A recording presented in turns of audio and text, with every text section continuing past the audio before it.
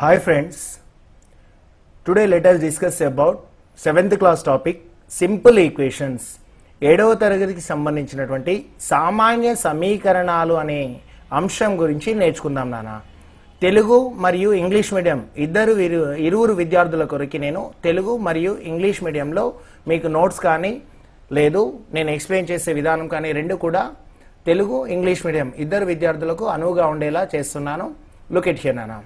So first let us discuss about variables and constants. Chera variables and constants. Chera rasi sthira rasi ante ento నేర్చుకుందాం. So Telugu మరియు English రెండిట్లో చెప్తున్నానని ఒకసారి చూడండి. చర రాశి సందర్భాన్ని బట్టి విలువలు మార్చుకునే రాశులను చరరాశులు అంటారు. సందర్భాన్ని బట్టి వాటి విలువలు మార్చుకుంటూ ఉంటే అటువంటి రాశులు ఏమవుతాయంటే చరరాశులు అవుతాయి. చరరాశులను సాధారణంగా ABCXYZ అనే ఆంగ్లంలోని అక్షరాలతో సూచిస్తాము. సో చరరాశి అంటే ఏంటి నాన్న? సందర్భాన్ని బట్టి విలువలు మారుతూ ఉండాలి. మారే అటువంటి విలువల్ని అంశాలను ఏమంటారు? చరరాశులు అంటారు. చరరాశుల్ని వేటితో సూచిస్తారు నాన్న? ఆంగ్లంలోని అక్షరాలచే సూచిస్తారు. So here in according to the definition English లో variable means something that can change its value depending on the conditions. While depending on the conditions, these values will be changes to one value to another value. ఒక సందర్భాన్ని బట్టి ఒక విలువని ఇంకొక విలువగా మారిపోతా ఉంటాయి. Its values are not fixed. వీటి విలువలు సమానంగా స్థిరంగా ఉండవు నాన్న, ఖచ్చితంగా స్థిరంగా ఉండవు. ఫర్ ఎగ్జాంపుల్ నాన్న, look it here. So for example x plus 3 is equal to 9. So what should be added to 3 to get the sum 9? So ఒక సంఖ్యకి ఏ సంఖ్యకి 3 కలిపినట్లయితే 9 వస్తుంది అన్నాను. ఇక్కడ what should be added to 3 to get 9. 9 రావాలంటే 3కి ఎంత కలపాలి నాన్న? 3కు 6 కలిపినట్లయితే 9కి సమానం అవుతుంది. అంటే హియర్ x వాల్యూ ఏమైతుందన్నా? x equal to 6 which is satisfying the statement. ఇవ్వబడిన ఈ వాక్యాన్ని x బదులుగా r తీసుకుంటే తృప్తి చెందుతుంది. ఇంకొక another condition here I am changing the condition. So condition సందర్భం మారుస్తున్నానా? So if 2 is subtracted from a particular number, then the difference between these two numbers is equal to 6. ఏదో ఒక సంఖ్య నుండి 2 తీసివేస్తే 6 సమానమైంది. మీ దగ్గరలో ఉన్న కొన్ని డబ్బులు ఉన్నాయి నాన్న, ఆ డబ్బులకు వెళ్ళి నేను 2 రూపీస్ మీరు వేరే అతనికి ఇచ్చేశారు. మీ దగ్గరలో కొన్ని డబ్బులు ఉన్నాయి, అందులో 2 రూపాయలు వేరే వారికి ఇచ్చేస్తే ఇంకా మీ దగ్గర 6 రూపాయలు మిగిలినాయి. అంటే మీ దగ్గరలో ఉన్న సొమ్ము ఎంత ఉండే నాన్న? ముందుగా వాళ్ళకి ఇవ్వక ముందుకు ఎంత ఉండే? 8లోకి వెళ్ళి 2 తీసివేస్తే ఏమవుతుందన్నా? 6. If 2 is subtracted from 8, then the difference is 6. అవునా? 8లోకి వెళ్ళి 8 minus 2 which is equal to 6 నాన్న. In this case x equal to 8 is satisfying the statement. x కు బదులుగా 8 తీసుకుంటే ఈ వాక్యం తృప్తి చెందుతుంది. ఇక్కడ x కు బదులుగా 6 తీసుకుంటే ఈ వాక్యం తృప్తి చెందుతుంది. So according to these 2 conditions చూడండి అన్న, రెండు సందర్భాల్లో x both are same. x రెండు కూడా సమానంగానే ఉన్నాయి నాన్న. సో దిస్ టర్మ్ x అనే టర్మ్, ఇక్కడ x అనే టర్మ్ పదము రెండు సమానంగా ఉన్నాయి, కానీ వాటి విలువలు మాత్రం ఏ విధంగా ఉన్నాయి చూడండి, వేరువేరుగా ఉన్నాయి. So according to the conditions, depending on the conditions, its value will be changes. దాని విలువ ఏమైతుందన్నా? Its value which is not fixed.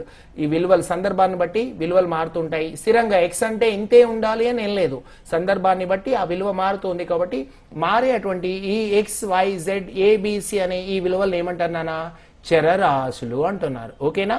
మారే అటువంటి విలువలన్నీ కూడా విలువల్లో మార్పు జరుగుతూ ఉంటే అవి చరరాశులు. So its value which is not fixed nana, the value which is not fixed, it changes its value depending on its conditions. The terms which changes its value depending on the conditions, the sandarbhanni batti marutu untayi, those are said to be variables. Here in generally variables are denoted by English alphabets. So sarva sadharananga ఈ చరరాశులను ఆంగ్లంలోని అక్షరాల చేత సూచిస్తారు. ఓకేనా? So what about the constant? స్థిర రాశి అంటే ఏంటి? Its remains whatever the condition it may be, whatever the case it may be, ఏ సందర్భంలో అయినా కూడా వాటి విలువలు మారకుండా స్థిరంగా ఉంటే వీటిని స్థిర విలువలు అంటారు. సో ఇట్ రిమైన్స్ సేమ్ నానా. So the fixed values, the numerical values are said to be constants. So సంఖ్యాపరమైనటువంటి విలువల్ని స్థిర రాశులు అంటారు, మారేటువంటి ఆంగ్ల అక్షరంలోని మారేటువంటి విలువల్ని చరరాశులు అన్నారు. ఓకేనా? What about the expression? Expression సమాసము అంటే ఏంటి? Let us discuss about the definition of expression. Expression అంటే ఏంటో చూద్దాం నాన్న. So already we are discussed so far what about the difference between variables and constants.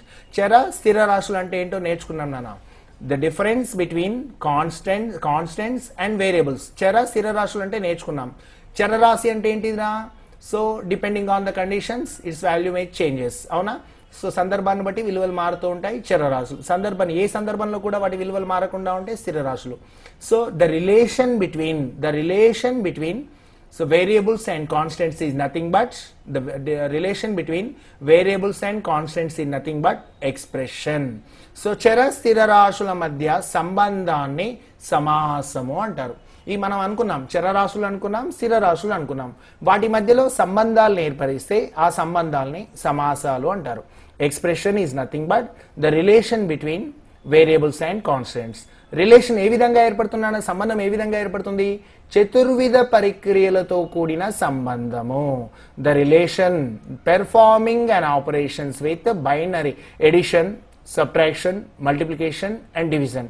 This relation is forming between the relation which is forming in between variables and constants with the help of additions, subtractions, multiplications and divisions.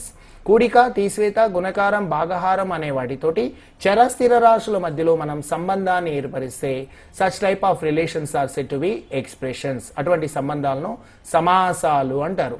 చిన్న example చూడండి. 2x plus 7, 2x plus 7, 2, 7 are the constants. ఇవి స్థిర రాశులు నానా. x is a variable. So here plus, minus, division, into ఇవి చర స్థిర రాశుల మధ్య చతుర్విధ కూడిక, తీసివేత, గుణకారం, భాగహారం అనే వాటితో ఒక సంబంధాన్ని ఏర్పరిస్తే ఇవి సమాసాలు అవుతాయి. The relation between relation between variables and constants using the plus, minus, into and division, binary operations, such type of relation is said to be expression. ఇది సమాసము అవుతుందన్న. What about the సమీకరణము, relation, equation? What about the equation? Definition of equation. సమాసము అంటే ఏంటి నాన్న? Just relation between variables and constants. చర స్థిర రాశుల మధ్య సంబంధాన్ని మనం ఏమన్నాం? సో చర స్థిర రాశుల మధ్య సంబంధాన్ని ఏమనుకున్నాం నాన్న? సో ఎక్స్ప్రెషన్ అనుకున్నాం, సమాసము అనుకున్నాం. ఈక్వేషన్ అంటే ఏంటి నాన్న? So which assigns equality symbol. A statement which contains equality symbol. ఏదో ఒక వాక్యము సమానత్వపు గుర్తును కలిగి ఉంటే అది సమీకరణము అవుతుంది. So here it is N expression. ఇది సమాసం నాన్న. సమాసము ఇది స్థిర విలువ. సమాసానికి స్థిర విలువలకి మధ్య, సమాసము మరియు స్థిర విలువలకి మధ్య ఏంటి నాన్న? వీటిని ఏమంటారు? కాన్స్టెంట్స్. స్థిర రాశికి చరరాశులకు మధ్య సమానత్వపు గుర్తుతో సంబంధాన్ని ఏర్పరిస్తే అది సమీకరణం. సమానత్వపు గుర్తు లేకపోతే సమాసం, సమానత్వపు గుర్తు కలిగి ఉంటే సమీకరణం. So expressions doesn't contains equality symbol. Expressions which doesn't contains equality symbol, but equations which contains equality symbol. సమీకరణంలోనేమో సమానత్వపు గుర్తు ఉంటుంది, సమాసంలోనేమో సమానత్వపు గుర్తు ఉండదు. గుర్తుకుంచుకోండి నాన్న ఇక్కడ. So all these numerical values which are said to be constants. సంఖ్యాపరమైన విలువల్ని స్థిర రాశులు అన్నాము. ఆంగ్లంలోని అక్షరాలని, English alphabets are denoted by, so all these are said to be variables. ఆంగ్లంలోని అక్షరాలను చరరాశులు అన్నాము. The relation between constants and variables is said to be expression. చర స్థిర రాశుల మధ్య సంబంధాన్ని సమాసము అన్నాము. సమాసంలో ఈక్వాలిటీ గుర్తు ఉండదు నాన్న. ఈజ్ ఈక్వల్ అనే గుర్తు ఉండదు. So which doesn't contains equality symbol, those are said to be expressions. So the relation which contains equality symbol, సంబంధంలో సమానత్వము అనే గుర్తు ఉంటే అది సమీకరణము అవుతుంది. ఓకేనమ్మా? So here it is already we discuss so far. What about the variables? Variable అంటే ఏంటి నాన్న? Depending on the conditions its value may changes. ఎప్పుడైతుంది? సందర్భాన్ని బట్టి వాటి విలువలు మారుతూ ఉంటాయి, స్థిరంగా ఉండవు, అవి చరరాశులు. స్థిరంగా ఉండేటువంటి విలువలను ఏమంటారన్నా? స్థిర రాశులు. The constants, all the numerical values which are constant at any condition, whatever the condition it may be, it doesn't change its value, those are said to be constants. ఏ విలువలు మారకుండా, ఏ సందర్భంలో విలువలు మారకుండా ఉంటే స్థిర రాశులు. The relation between variables and constants నానా, the relation between variables and constants, చర స్థిర రాశుల మధ్య చతుర్విధ పరిక్రియలతోటి, కూడిక, అతిశయత, గుణకార, భాగాహారంతో మనం ఒక సంబంధం ఏర్పరిస్తే those are set to be expressions. అటువంటి సంబంధాలని such relations are formed with in between variables and constants are denoted by set to be expressions. Equation అంటే ఏంటి నాన్న? The relation between variables and constants which are signs equality symbol. సమానత్వపు గుర్తు కలిగినటువంటి సంబంధాన్ని సమీకరణము అంటారు. ఓకేనా? So here so variables, all these are variables, all these are variables, all these are variables, all these are constants, all these are expressions, all these are equations. ఇవన్నీ కూడా సంఖ్యాపరమైన విలువలన్నీ కూడా స్థిర రాశులు. సంఖ్యలు కాకుండా ఆంగ్లంలోని అక్షరాలన్నీ చరరాశులు. సమానత్వపు గుర్తు లేకుండా కేవలం చతుర్విధ పరిక్రియ, కూడిక, తీసేత, గుణకారం, భాగాహారంతో చర స్థిర రాశుల మధ్య సంబంధం ఉంది కాబట్టి ఇది సమాసం. సమాసాలకు మరియు స్థిర విలువలకి మధ్య సమానత్వపు గుర్తుతో ఒక సంబంధాన్ని ఏర్పరిస్తే అది సమీకరణము. Equation means compulsory it contains equality symbol. సమానత్వపు గుర్తు ఉంది అంటే అది సమీకరణం నానా. What about left hand side and or right hand side? So కుడివైపు మరియు ఎడమ వైపు ఉండే విలువలు ఏంటి? ఎడమ వైపు కుడివైపు ఉండే విలువలు ఏంటి అంటాడు. Left hand side, LHS means abbreviation is left hand side. L ante left nana, H means hand, S means side. Left hand side, ఎడమ చేతి వైపు ఉన్న భాగము. Right hand side, right, R means right, H means hand, S means side. కుడి చేతి వైపు ఉన్న భాగాన్ని రైట్ హ్యాండ్ సైడ్ అంటారు. సో ఎక్కడ వాడతాం నానా? సో ఆల్ దీస్ ఆర్ ఎక్కడ యూటిలైజ్ చేస్తాము అంటే in the equations. For example here it is an equation నానా. ఇది ఒక సమీకరణము. ఎందుకు నానా? So the relation between variables and constants which contains equality symbol. So చర స్థిర రాశుల మధ్య సమానత్వపు గుర్తుంది కాబట్టి ఇది ఒక సమీకరణం అవుతుందన్న. ఈ సమీకరణంలో so left hand side, what about the here 2x plus 7 which is on left side of the equality. 2x plus 7 ఎక్కడుంది నానా? సమానత్వానికి ఎడమ వైపు ఉంది. 2x plus 7 which is on left side of the equality. 4 is on right side of the equality. చూడండి, సమానత్వానికి 2x plus 7 ఏమో ఎడమ వైపు ఉంది నానా. 4 is on right side. ఓకేనా? Next 3y minus 6 equal 9. Here 3y minus 6 which is on left side of equality and 9 is on right side of the equality. సమానత్వానికి ఇదేమో ఎడమ వైపు లెఫ్ట్ హ్యాండ్ సైడ్ లో ఉంది and 9 is which is on right hand side, కుడి చేతి వైపు ఉంది. Here 4m minus 7 nana, 4m minus 7 which is on left side of equality and minus 5 which is on right side of the equality. 9m divided by 6, 9m by 6 is equal to minus 5. Here it is also equation nana, ఇది కూడా సమీకరణమే. 9m by 6 is left side of equality and minus 5 which is on right side of equality. Okay nana? In the equations, in these following equations we need to identify so which terms are in left hand side and which terms on right hand side. ఈ సమీకరణాల్లో ఏది ఎడమ చేతి భాగం వైపు ఉంది, ఏది కుడి చేతి వైపు ఉన్న భాగం ఏంటో చెప్పాలి. ఇది నాన్న సమీకరణం అయితే ఇది left hand side. This is on left hand side and 4 is on right hand side. ఈ సమీకరణాలు లెఫ్ట్ హ్యాండ్ సైడ్ లో ఉన్నాయి, రైట్ హ్యాండ్ సైడ్ లో ఉన్నాయి. సపరేట్ గా రాస్తున్నాను dividing. So here 3y minus 6 which is on left side, 9 is which is on right side. In this equation 4m minus 7 which is on left side, ఎడమ వైపు ఉంది నాన్న, minus 5 is on right side, ఇది కుడి వైపు ఉంది. 9m by 6 which is on left side and minus 5 is on right side. Okay నాన్న? So ఈ రోజు మనం ఏం నేర్చుకున్నాం నాన్న? మొదటి దాంట్లో ఏం నేర్చుకున్నాం సమీకరణంలో? What about the variables? Variables అంటే ఏంటి? it depends on the condition, depending on the condition, so it changes its value. అవునా, depending on the condition it changes its value. సందర్భాన్ని బట్టి విలువలు మారుతూ ఉంటే అవి చరరాశులు. So all the variables are denoted by a b c x y z English alphabets. చరరాశులన్నీ కూడా ఆంగ్లంలోని ఏబిసి అక్షరాల చేత సూచించాం. కాన్స్టెంట్స్ అంటే ఏంటి నాన్న? What ever the condition it may B, it doesn't changes it value. ఎక్కడ కూడా ఏ సందర్భంలో కూడా వాటి విలువలు మారకుండా స్థిరంగా ఉంటాయి కాబట్టి వీటిని స్థిర రాశులు అన్నారు. సో సంఖ్యా విలువలన్నీ కూడా, సంఖ్యాత్మక పరమైనటువంటి విలువలన్నీ కూడా స్థిర రాశులే. All the numerical values which are said to be constants. So next నాన్న ఎక్స్ప్రెషన్ అంటే ఏం చెప్పానన్నా? The relation between variables and constants with the help of binary operations. ఏంటి నాన్న? కూడిక, తీసివేత, గుణకారం, భాగాహారం. Addition, while with the help of addition, subtraction, multiplication, division symbols, we are forming a relation between variables and constants. చర స్థిర రాశుల మధ్య కూడిక, తీసివేత, గుణకారం, భాగాహారం తోటి ఒక సంబంధాన్ని ఏర్పరిస్తే ఇటువంటి సంబంధాలను సమాసాలు అంటారు. నెక్స్ట్ నాన్న, what about the equation?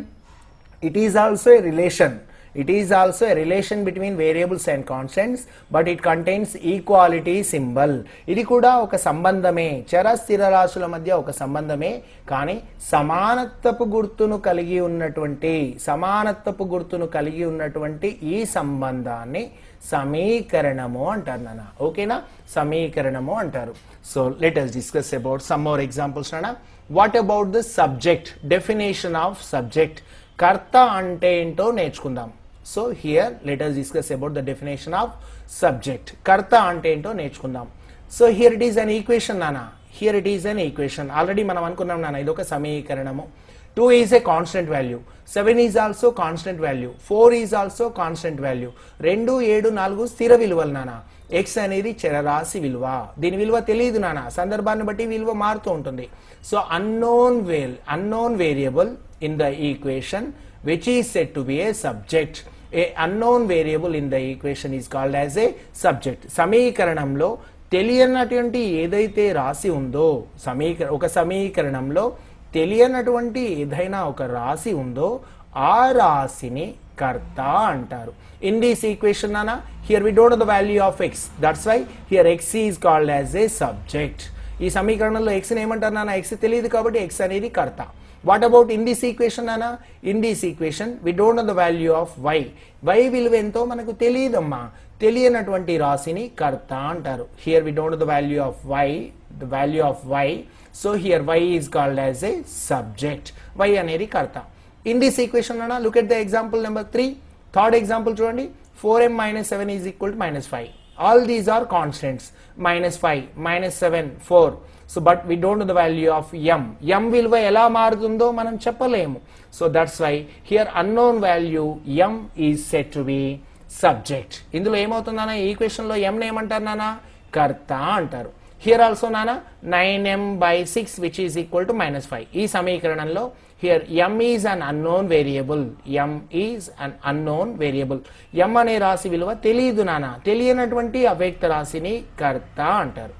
m is called as a subject. ఓకేనా? సబ్జెక్ట్ అంటే అర్థమైంది నాన్న? సబ్జెక్ట్ అంటే ఏంటి నాన్న? సబ్జెక్ట్ ఎక్కడ ఉంటుంది? ఈక్వేషన్స్ లో ఉంటుంది. సబ్జెక్ట్ అనేది ఎక్కడ ఉంటుంది నాన్న? కర్త అనేది ఎక్కడ ఉంటుంది? సమీకరణాల్లో ఉంటుంది. సబ్జెక్ట్ ఎక్కడ ఉంటుంది నాన్న? ఈక్వేషన్స్ లో ఉంటుంది.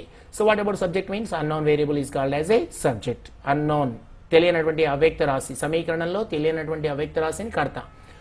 సో కర్తకి కొన్ని లక్షణాలు, మనం స్టూడెంట్స్కి మనకు కొన్ని లక్షణాలు ఉంటాయి, టీచర్స్కి కొన్ని లక్షణాలు ఉంటాయి, ఉండాలి కూడా.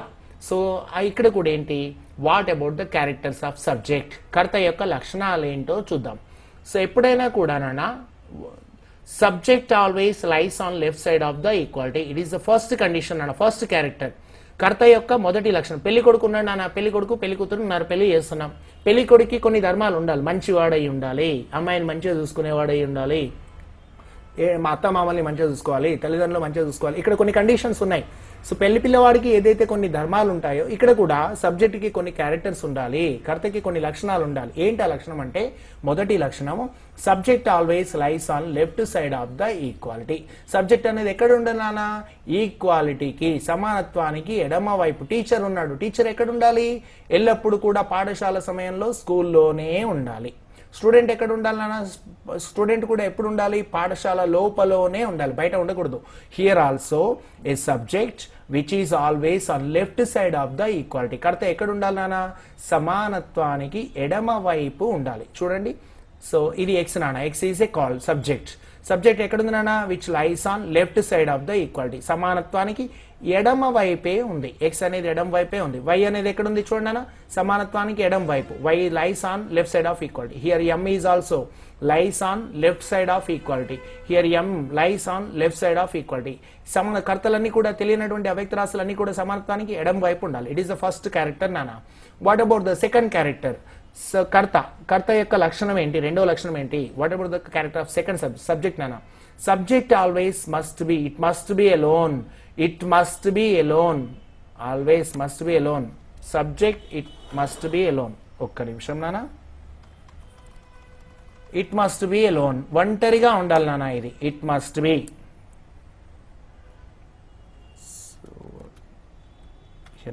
It must be alone. అది ఒంటరిగా ఉండాలి. సబ్జెక్ట్ ఏ విధంగా ఉండాలి? ఎలోన్, ఒంటరిగా ఉండాలి. ఇక్కడ చూడనా, ఎక్స్ ఈజ్ సబ్జెక్ట్. ఎక్స్ అనేది కర్త అనుకున్నాం. ఒంటరిగా ఉందా? లేదు. దీని పక్కన ఏముంది నాన్న? ప్లస్ ఏడు ఉంది. ప్లస్ ఏడు ఉండకూడదు నాన్న. కర్తగా చేసుకునేప్పుడు, ఎక్స్ విలువలు కనుక్కునేప్పుడు ఈ +7 అనేది ఉండకూడదు, ఒంటరిగా ఉండాలి. దీన్ని యూతలకి పంపించేయాల్సి ఉంటుంది. So X always lies on left side of equality. కర్త ఎడం వైపు ఉండాలి. రెండో ధర్మం ఏంటి నాన్న? ఇట్ మస్ట్ బి అలోన్, ఒంటరిగా ఉండాలి. లేకపోతే మనం ఒంటరిగా చేయాల్సి ఉంటుంది. So it must be alone. And coefficient of the subject always equal to 1. కర్త యొక్క గుణకం ఎల్లప్పుడూ 1కి సమానంగా ఉండాలి. What about the coefficient? Coefficient అంటే ఏంటో చూడండి నాన్న. ఒకసారి నేను ఇక్కడ ఎగ్జాంపుల్ చెప్తున్నాను. For example 4m is taken. 4m. 4m అంటే అర్థం ఏంటి నాన్న? 4m is nothing but 4 into m నాన్న. 4m అంటే అర్థం ఏంటి నాన్న? 4 ఇంటూ m. ఇక్కడ చూడండి, so m is multiplied by 4. m is multiplied by 4. m ని దేంతో గుణిస్తున్నాం? 4తో గుణిస్తున్నాం. Here 4 is called coefficient of m. 4ని ఏమంటారు? m యొక్క గుణకము అంటారు. గుణించే రాశిని గుణకము అంటారు. So here multiple of, so 4 is, here m is multiplied by 4. If m is multiplied by 4, then the coefficient of m is 4. m యొక్క గుణకం 4. For example నాన్న, ఇక్కడ చూడండి, another example, let us discuss about another example. 5 into k. 5 into k. So ఇక్కడ చూడండి నాన్న, 5k means 5k అంటే అర్థం ఏంటి నాన్న? 5 into k. k is multiplying by 5. 5k, దీన్నే చూడండి నాన్న, దీన్ని ఏమని రాస్తామంటే 5 into k. 5k అంటే అర్థం ఏంటి నాన్న? 5k nothing but 5 into k. k is multiplying by 5. k is multiplying by 5. k ని దేంతో గుణిస్తున్నాం? 5తో గుణిస్తున్నాం. So here 5 is called coefficient of k. 5 is called coefficient of k. 5ని k యొక్క గుణకము అంటారు. ఓకేనా నాన్న? So here these are the coefficient. Coefficient nothing but is multiple, దాని యొక్క గుణకము. అంటే ఏంటన్నా? Coefficient of the subject is always equal to 1. కర్త యొక్క గుణకం ఏముండాలి? ఎప్పుడు కూడా ఒకటే ఉండాలి. సో నేను ఇక్కడి వరకు ఈరోజు ఆపేస్తున్నాను నాన్న, చాలు. సో ఏంటి సబ్జెక్ట్ అంటే ఏంటి నాన్న? In the given equation unknown variable is set to B subject. తెలియనటువంటి అవ్యక్త రాశిని కర్త అంటారు. కర్త విలువలు కనుక్కునేప్పుడు నాన్న, మనం కనుక్కునేప్పుడు 3 ధర్మాలను గుర్తుకుంచుకోవాలి. అబ్బాయిని ఎక్కడి నుంచో మనం పెళ్లి కొడుకుని సో పెళ్లిలోకి తీసుకొస్తున్నాం. అప్పుడు కొన్ని మనం ధర్మాలను గుర్తించుకోవాలి. ఏమని చెప్పాలి? అబ్బాయిని ఏమాత్రం ఇబ్బంది పెట్టకూడదు, అబ్బాయి బట్టలు చెడగొట్టకూడదు, కొన్ని నియమాలు ఉంటాయి. ఇక్కడ కూడా ఏం చేస్తున్నాం నానంటే, so while so finding the value of subject, కర్త విలువలు కనుక్కునేప్పుడు కర్తకి కొన్ని ధర్మాలను మనం గుర్తుకుంచుకోవాలి, కర్త లక్షణాలు గుర్తుకుంచుకోవాలి. Subject always lies on left side of equality. కర్త సమానత్వానికి ఎడం వైపు ఉండాలన్నా, ఒంటరిగా ఉండాలి, దాన్ని గుణించేటువంటి గుణకం ఎల్లప్పుడూ ఒకటిగానే ఉండాలి. So subject always lies on left side of equality and it must be alone and always the coefficient of subject is equal to 1. ఇవి నేర్చుకోండి నాన్న. ఇవి నేర్చుకున్న తర్వాత నేను ఇంకొకటి చెప్తున్నాను. వాట్ ఈస్ ద ట్రాన్స్పొజిషన్ పక్షాంతర స్థాపన అంటే ఏంటి? ట్రాన్స్పొజిషన్ అంటే ఏంటి నాన్న? ఫర్ ఎగ్జాంపుల్ చూడండి, చిన్న ఎగ్జాంపుల్ చెప్తున్నాను నేను. ఫర్ ఎగ్జాంపుల్ చిన్న ఎగ్జాంపుల్ ఇస్తున్నాను చూడండి మీకు.